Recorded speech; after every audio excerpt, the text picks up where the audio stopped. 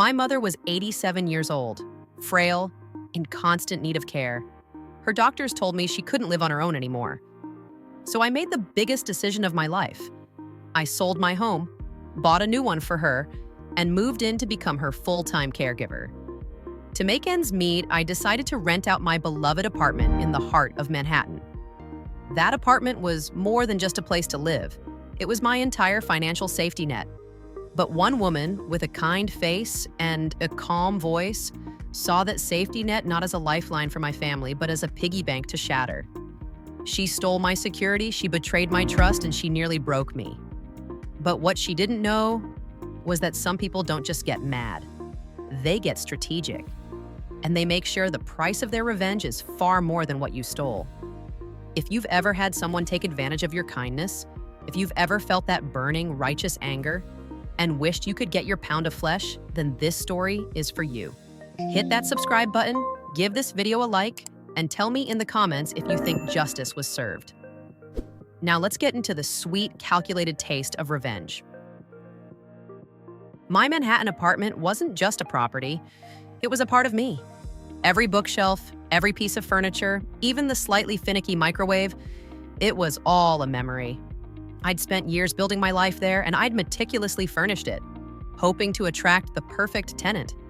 That tenant would provide the income I needed to care for my aging mother, to give her the comfort and dignity she deserved in her final years. This wasn't just a business transaction for me, it was a transfer of trust. The applicants came and went, a blur of faces and credit scores. And then there was Jane, a middle-aged woman from Queensland, Australia. She seemed perfect. She had a calm, almost serene demeanor. She told me she had owned her own home for 30 years, which explained her lack of landlord references. She had a solid job, a stable income, and her personal references were glowing. One letter, in particular, from a fellow Bridge Club member, praised her as an upstanding, honest, and truly wonderful person. I looked at her, and I saw a woman I could trust. I saw a partnership, not just a lease. So I handed over the keys, and with them, a piece of my peace of mind. For the first few months, everything was perfect. The rent arrived like clockwork. A check from a bank in her name, signed neatly and on time. I'd call to check in, and she'd assure me everything was great. My new life with my mother was challenging, but the financial security from the rental income was the foundation that held it all up. Then the check stopped. Not with a bang, but with a whisper. A skipped payment. Then another. I tried calling her, but her phone went straight to voicemail. I sent emails, no response. The knot in my stomach tightened with each passing day.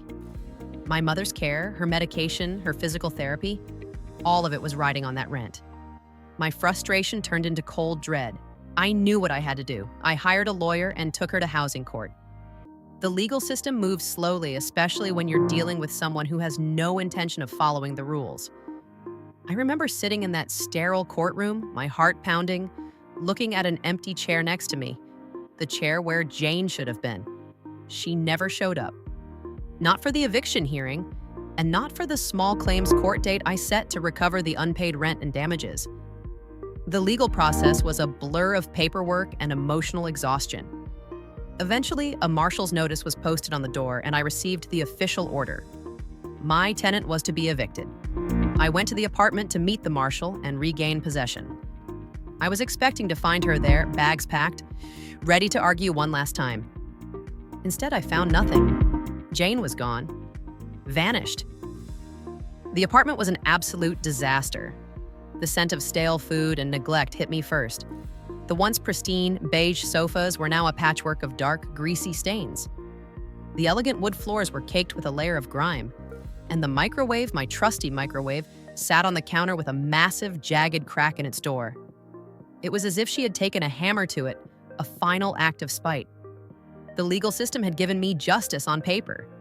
The court granted me a judgment for $16,000 in unpaid rent and another $7,000 for damages. But as I stood there in the wreckage of my apartment, staring at the total of over $23,000, I knew it was a hollow victory. She was gone. She had ghosted me, surreptitiously moved out, and as I soon learned, fled back to her home in Australia. My lawyer explained my options, but the words felt like lead weights. "You could try to domesticate the judgment in Australia," he said, "but it would be incredibly expensive, likely more than you'd recover, and it would take years." The message was clear. There was nothing I could do. She had won. She had taken my money, left me with a ruined apartment, and was now back on the other side of the world, probably laughing at me. That's when the exhaustion and frustration boiled over into something new, something sharper. I walked out of the lawyer's office and stood on the busy street corner, the noise of the city washing over me. But all I could hear was the echo of my lawyer's words. Nothing I could do. My mother's frail health, the constant financial stress, the feeling of powerlessness, it all coalesced into a single burning thought. She wasn't going to get away with this. Not on my watch. I knew her name. It was unique. Let's just say it was Jane Smith. I also knew where she worked and a few details about her personal life from her application.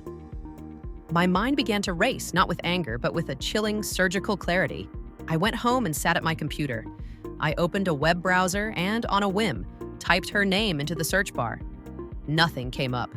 Just a blank digital slate. She was a ghost. But what if she wasn't? What if her name was the key to her downfall? I bought the domain name janesmith.com. It was cheap, just a few dollars a year. With that single purchase, the game had changed. I wasn't going to chase her around the globe. I was going to bring the consequences directly to her and to anyone who ever dared to trust her again. I began building the website carefully. I was methodical. I knew that slander and libel were my enemy. So I stuck to the facts. Only the facts. I uploaded a photo of her that I'd taken from her application materials. Then I scanned and uploaded the official, notarized copy of the financial judgment against her, $23,000. No commentary, just the official court document. I took photos of the trashed apartment, the stained sofas, the cracked microwave, the filthy floors. I posted the official marshal's eviction notice with her name on it. And finally, I listed the details I knew. Where she worked, her job title, and the bridge club she frequented in Queensland. The site was stark. There was no editorializing, no angry rants, just a dossier of her wrongdoing, all backed up with irrefutable public documents. The website was a monument to her deceit, and now I had to make sure people saw it. I dove into the world of SEO, search engine optimization. I didn't know anything about it, but I learned. I linked the site to legal forms. I used her full name and the names of her employers in the meta tags. My goal was simple. Make sure that if anyone, anywhere, typed her name into Google, my website would be the very first thing they saw. Weeks turned into months. I spent a few dollars here and there to keep the domain name and the website hosting going. It was a small price to pay. I watched the analytics dashboard like a hawk. I saw the hits come in, but they were mostly from anonymous sources. I knew the site was there, a digital booby trap waiting for the right person to step on it. Then it happened. A new line appeared on my analytics dashboard. The IP address was linked to a large, well-known corporation in Australia, the same corporation where Jane Smith worked. My heart skipped a beat. Someone at her office had Googled her name.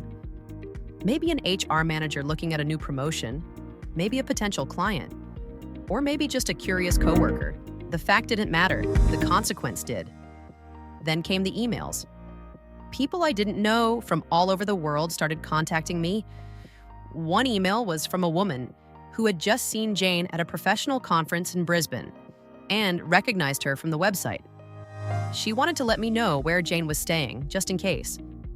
But the most satisfying moment came when I reached out to the people who had written letters of reference for her, the ones who had called her upstanding and trustworthy. I sent them a link to the website and an official copy of the court documents. I remember the emails I got back. One woman simply wrote, "I am so sorry."